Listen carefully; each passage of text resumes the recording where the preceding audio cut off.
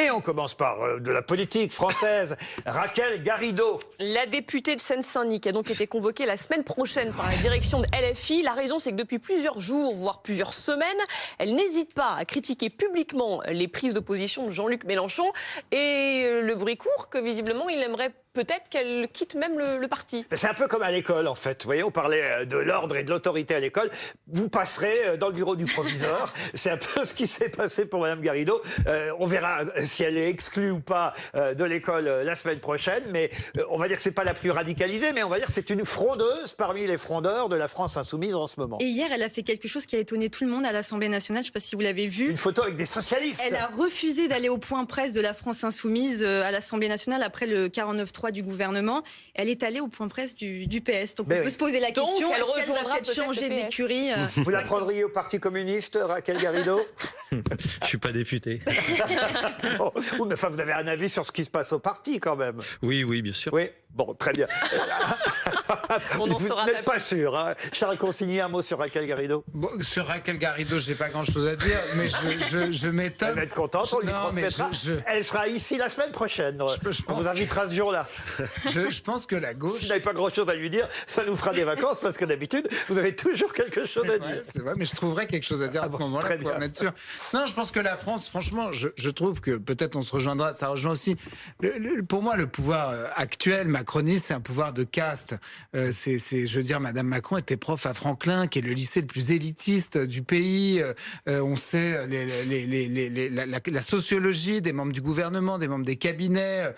Ça n'a jamais été à ce point-là un gouvernement des dominants pour les dominants. Et ça aussi, ça étouffe aussi les jeunes qui naissent dans des quartiers difficiles. Donc la gauche, elle aurait un boulevard aujourd'hui. Je ne comprends pas qu'elle ne soit pas en tête des sondages. Je vous remercie, c'est déjà pas mal pour quelqu'un qui n'avait rien à dire. On passe à Lech Walesa.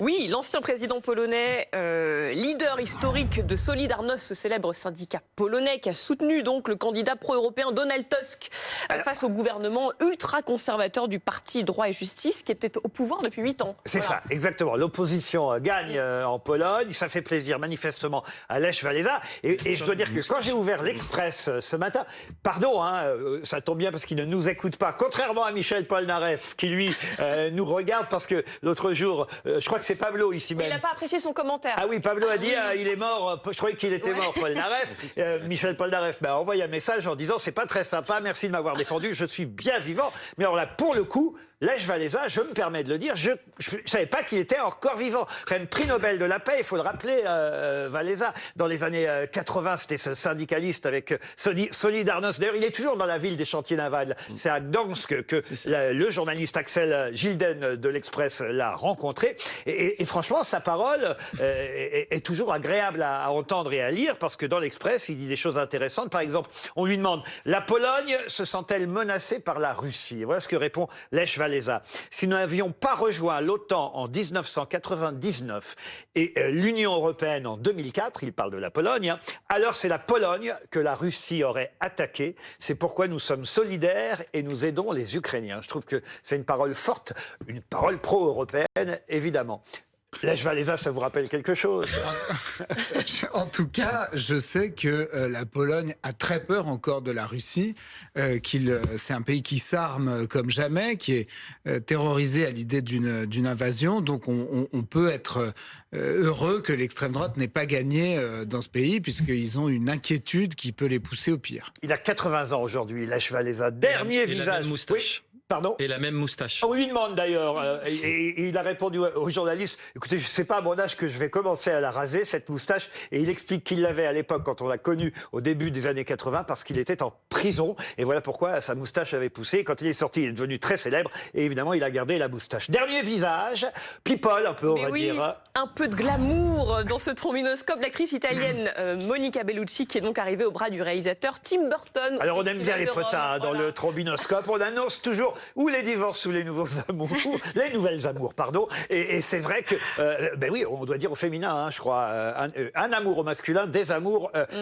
au féminin, c'est bien Absolument. ça. Amour, ah bah, vous connaissez, alors vous qui prétendez qu'à l'école on doit apprendre des tas de choses, amour, orge, délice. Je ne suis pas membre de l'Académie française. Masculin au singulier, féminin au Mais je suis pluriel. flatté que vous vous tourniez vers moi pour poser cette question très technique.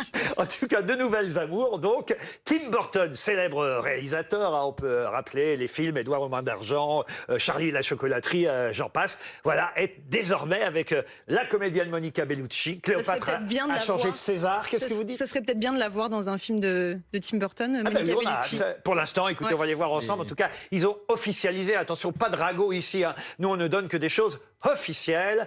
Et ça fait plaisir. Un peu de bonheur. Oui, un peu de bonheur dans ce monde de brut. Les époux se doivent mutuellement fidélité, secours et assistance, dirait un maire, avec son article L214. Bravo. Oui, alors ce qui est moins bien quand quelqu'un quitte une personne, c'est qu'il dit toujours, dans ces cas-là, avec la nouvelle personne qu'il a rencontrée, c'est la plus belle chose qui me soit jamais arrivée. Et là, moi, je pense toujours à Alex, dans ces cas-là, qui lit ça dans le journal. C'est affreux, c'est terrible.